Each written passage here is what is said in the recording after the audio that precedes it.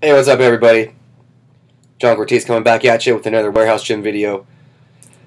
Excuse my nasally voice. I'm fighting what's determined to be a sinus infection. I have no idea. It's been lingering for a couple weeks.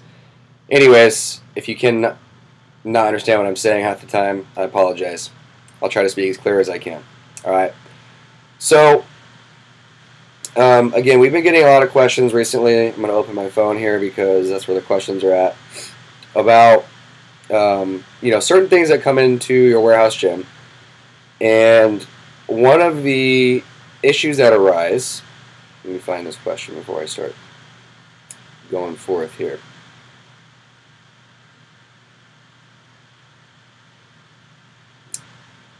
I'll talk while we're chatting here. There we go. All right. One of the issues that arise, obviously, when you're starting out, is a financial issues or lack of financials that you're going to have. Okay, unless you start with a bunch of money and you've got a massive savings account built up, or you've got a loan, or you've got some private investors working with you. Okay, or you're a partner.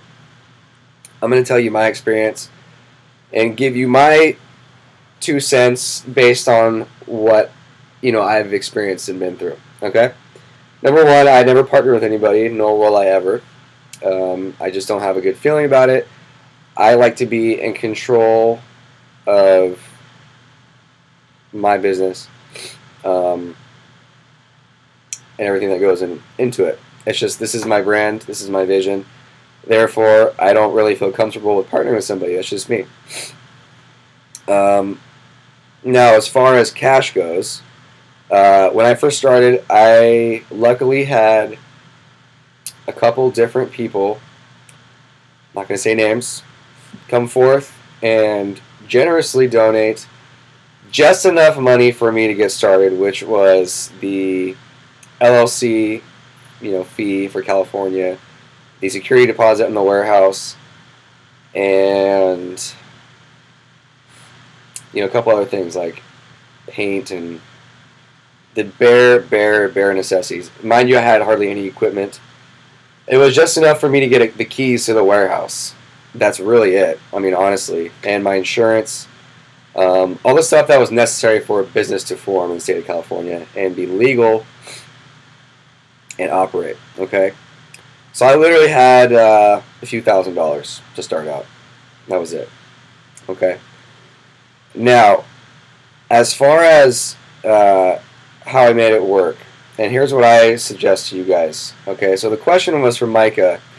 Cash flow, basically, managing overheads at the beginning, and general setbacks. Okay, in regards to financial situation. Number one, you should be looking at positive cash flow from the start. Okay, I personally was not comfortable in being in a whole lot of debt to start out, so I didn't use my credit card for anything. I have one credit card and I didn't use it at all, hardly. To be quite honest, I still really don't use it much. And the money that I did have, I used it to invest into the business. And then I started to just be very, very, very frugal with my spending. Okay? Meaning I didn't look for all the fancy bells and whistles and equipment. I was just trying to piece the gym together month at a time. Okay? So every bit of money that was coming in, which was not very much at the time, but at the time it felt like a lot because that's my situation. I was like, sweet, I'm making some money, this is cool. And then I had to reinvest that back into the gym to grow it. Okay, you gotta understand, when you're first starting out, you're not going to be making money for yourself, quote. Maybe you will. If you have a good business system and everything set up right away, good for you. But most of us aren't going to have that luxury, okay? It's going to take some time and effort. Now, again, I'm not a financial expert, but I'm just speaking from experience here, okay? I tried to keep my overhead down as low as possible, meaning I didn't have employees. I wasn't really paying myself hardly anything. I knew I had my rent to pay. I had my personal expenses, which were minimum. I had like, you know, cell phone, gas, car insurance, um, my apartment rent, my gym rent, you know, utilities at the apartment, and I was living with my brother and my now wife at the time. So everything was split 3 ways, which was a nice way to alleviate some of the stress of financials. Okay, I also had a little tiny bit of money saved up. Not much though, guys. Not much. Okay, so it can be done on a low budget. This can be done on a very low budget, and you can grow it very quickly. Now, I did have 3 months free rent when I started out, which was very nice. It gave me a nice cushion to work with. I didn't have to stress about paying rent initially, and it allowed me to have some time to grow the business at first. So by the time that first month came, which was in January 2011, excuse me, I was ready to pay the first rent, which because I had clients built up. You know, it took me 3 months. My first month in business, we had 1 client for the first month. The second month, we had, I believe, 5 or 6. And then by December, our third month, we had a softball team and about 10 other paying clients. So we were able to pay our bills. It was great. And it just grew from there, guys. It's all it takes is one person.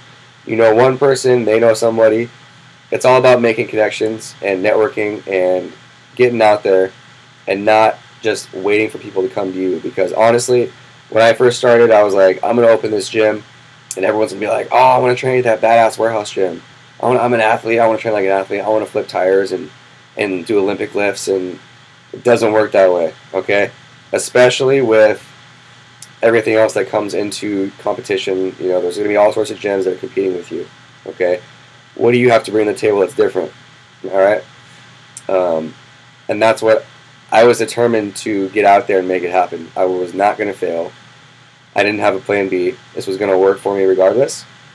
So just understand that if and when you go into business for yourself, it's going to bring out the best or worst in you. Okay? Just being brutally honest with you, I'm not going to be around the bush. Sink or swim in this self-employed world, guys. You either got it or you don't. And when I say when you got it or you don't, it's from right here and right here. Okay? Anybody can make it if they hustle hard enough and they are willing to learn and invest in themselves. I was not afraid to invest money in myself and my business. I'm still not. Okay? Again, I don't claim to know everything. But I do know and I do acknowledge the fact that I am not afraid to learn. I'm not afraid to fly across the country. I'm not afraid to do whatever it takes to be the best. Okay? Not going to lose. Don't care. So that's my advice, guys. I'm sorry if I rambled. I tend to go on little tangents and ramblings on these topics. But when it comes to money in your business, just understand that it's going to grow, you know, slowly over time. Keep moving the change, as my business coach says. You got to just keep putting one foot in front of the other, getting up every day and making one thing happen for your business, okay? Don't expect it to happen for you. You got to do it all for yourself, because no one else is going to do it for you, because it's your business, and that's what you got to do, okay? Understand that when you go into business for yourself, it's all on you, baby. So I hope that answered your question, Micah. And guys, if you're concerned about money issues or whatever, understand it can be done. Just, you know, shoestring budget, make it happen with what you got. Little by little, piece your gym together. That's my advice to you, okay? I was not blessed with having a ton of equipment to start out. We have a pretty good setup now, but it took us 4 years to get to this point, okay?